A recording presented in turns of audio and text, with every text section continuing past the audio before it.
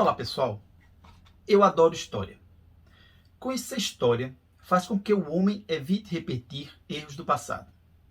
Muitas vezes feridas nunca devem cicatrizar, a fim de evitar que outras venham a aparecer.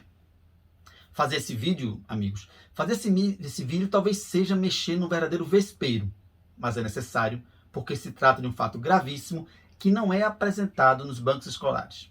Pelo menos eu, que estudei no colégio católico, nunca tive uma aulinha sequer sobre o que ocorreu na Croácia durante a Segunda Guerra Mundial. Trata-se de um tabu para a igreja que evita tocar no assunto. A literatura a respeito é muito reduzida, o que acaba fazendo com que surjam especulações, principalmente sobre a participação ativa da Cúria e, mais especificamente, do Papa Pio XII nos massacres que ocorreram na Croácia.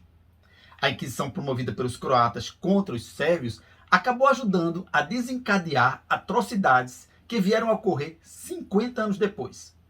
Os amigos já devem ter ouvido falar dos terríveis acontecimentos por que passaram os croatas nos anos 90. Pois bem, eles estão relacionados com a Inquisição croata. Nos anos 90, os sérvios foram os vilões e os croatas as vítimas. Nos anos 40, foi exatamente o inverso. Há um ditado sérvio que diz: nunca perdoe, nunca esqueça. E o pessoal lá dos Balcãs leva esse ditado muito a sério. A Inquisição croata não consta dos currículos escolares. Ou ao menos, ela não constava quando eu fazia o ensino médio. Os livros didáticos são omissos. Há pouquíssima literatura e na TV aberta desconheço algum tipo de reportagem trazendo o fato. Sendo assim, poucas pessoas têm conhecimento de tais eventos históricos. A exceção, é claro, do público diferenciado desse canal. Na enquete que promovemos, quase 70% das pessoas sabia da existência do massacre, o que foi para mim uma grata surpresa. Essa Inquisição, levada a cabo na Croácia durante a Segunda Grande Guerra, ela levou à morte de um número enorme de pessoas. Há quem defenda que mais de 500 mil, entre homens, mulheres e crianças, foram barbaramente executados. Alguns chegam a falar em 1 milhão de vítimas, sendo a maioria sérvia. Agora, judeus e ciganos também foram cruelmente perseguidos. Nesse vídeo, nós vamos analisar de maneira relativamente profunda esses terríveis eventos dos anos 40. Vamos lá.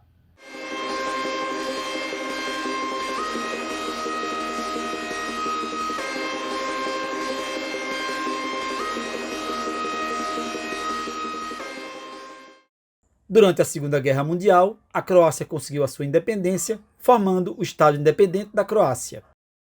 Esse Estado, na verdade, nada tinha de soberano e era um mero protetorado dos nazistas. Mas toda essa história começa nos anos 20. Em 1920, um maluco sanguinário chamado Ante Pavelić idealizou um movimento com semelhanças com o nazismo e com o fascismo denominado Ustaše. Tratava-se de uma reação ao governo iugoslavo que nas décadas de 20 e 30 estava nas mãos dos sérvios. A Iugoslávia era um estado que reunia povos de diversas nacionalidades numa tensão constante. E os croatas não se sentiam confortáveis com tal situação. O Ustaše queria a independência croata, para tanto defendia o emprego de armas e do terrorismo.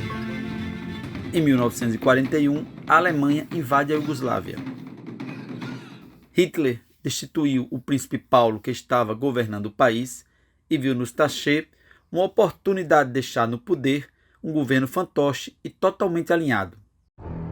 Em 10 de abril de 1941, Ante Pavelić assume o poder e inicia um período de terror. Em troca, o novo ditador aceitou que parte do território fosse distribuído entre italianos, alemães e húngaros. Também ficou prevista a possibilidade da Alemanha intervir em decisões do governo croata. O colaboracionismo de Ante com os invasores fez surgir movimentos internos de resistência. Havia os chetniks, que eram monarquistas, e os partisãs, que eram comunistas. Os chetniks eram liderados por Draza Mihailović e os partisãs por Josip Broz Tito. Estava começando a Guerra Civil Iugoslava, que duraria 4 anos.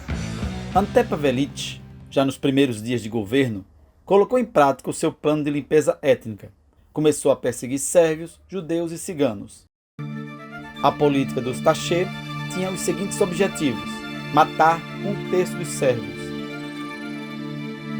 expulsar 1/3 dos sérvios da Croácia, converter o terço restante dos sérvios ao catolicismo. A política genocida de Pavelić foi colocada em prática. Ele ordenou a invasão de vilas e a separação da população de origem sérvia dos croatas. Homens adultos sérvios eram sumariamente fuzilados. Os padres ortodoxos deveriam ser os primeiros a ser assassinados. Mas o sanguinário líder achava esse método ineficaz e resolveu criar toda a estrutura de assassinatos em campos de concentração.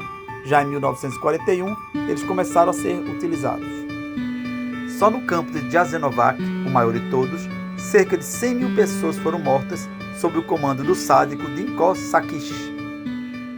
A metade, pelo menos, dos mortos era sérvia.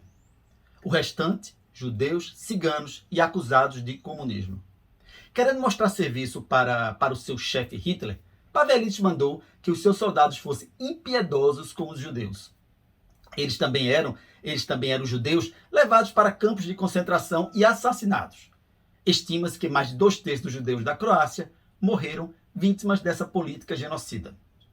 Isso totalizaria cerca de 32.000 vidas.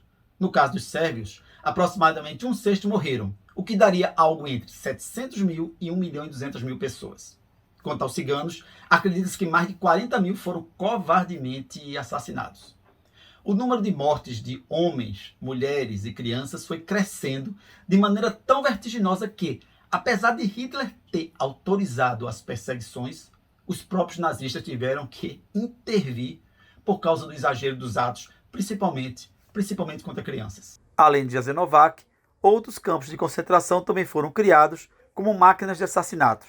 São exemplos: Danica, Jadovno, Pag, Jakovo e Tenia. Desse ponto do genocídio em campos de concentração é que surgem graves acusações contra religiosos católicos. Historiadores defendem a participação direta de frades de diversas ordens nas execuções. O maior exemplo seria o frade Miroslav Filipović, que teria pessoalmente comandado o massacre de 2.730 sérvios, sendo 500 crianças. O que se sabe é que realmente o Vaticano manteve durante a guerra relações diplomáticas com o Estado independente da Croácia, havendo inclusive um núncio papal na capital Zagreb. Tal fato leva alguns a conjecturas perigosas e sem maiores respaldos históricos. Acusa-se o Papa Pio XII de cumplicidade com a máquina de morte croata.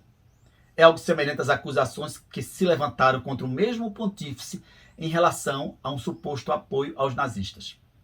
Temos até nesse ponto do apoio aos nazistas um vídeo no canal. Ao analisar tais narrativas, deve-se ter em mente que Pio XII foi o primeiro Papa da Guerra Fria e era do total interesse dos regimes comunistas desmoralizar o maior líder religioso do mundo.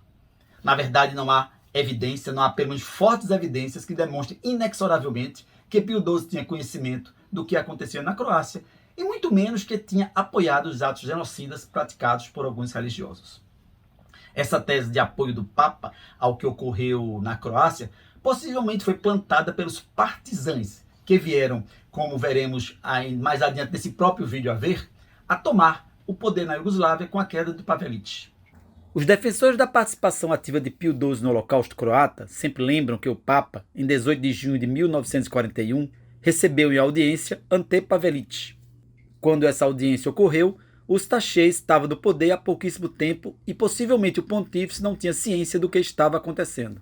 Já contra o arcebispo Stepinac, há maiores evidências.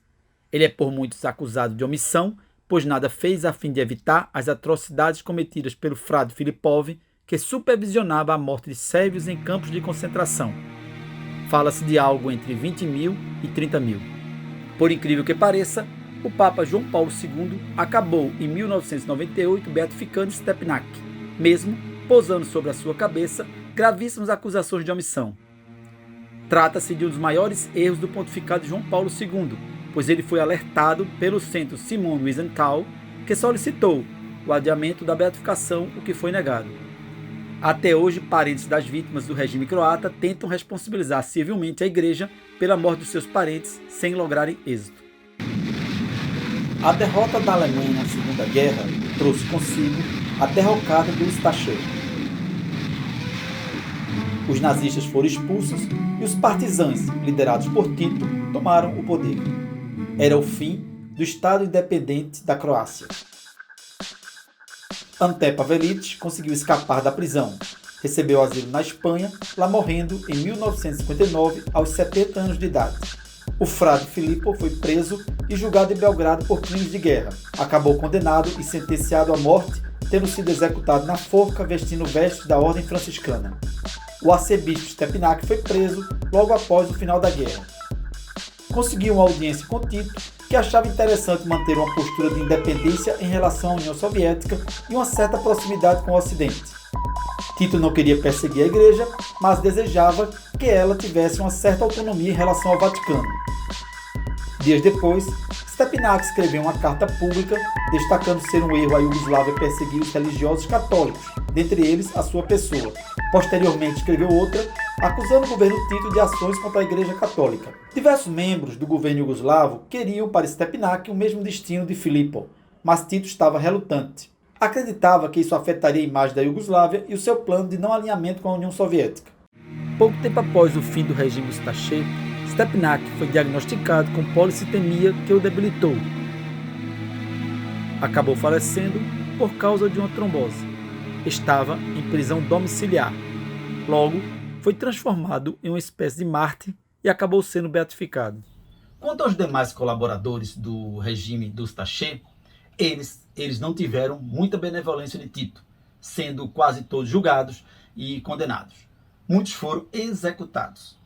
O Papa João Paulo II condenou publicamente o Ustaše, mas contraditoriamente beatificou Stepinac. Essa postura do pontífice causou revolta nos sobreviventes e nos parentes das vítimas. Infelizmente, João Paulo II, apesar de ter sido um bom papa, errou ao não ter uma atitude mais firme diante de crimes perpetrados por religiosos. Escândalos de pedofilia e do Banco do Vaticano são exemplos de omissão papal. Isso sem esquecer, é claro, do Holocausto croata. É isso aí, pessoal. Valeu!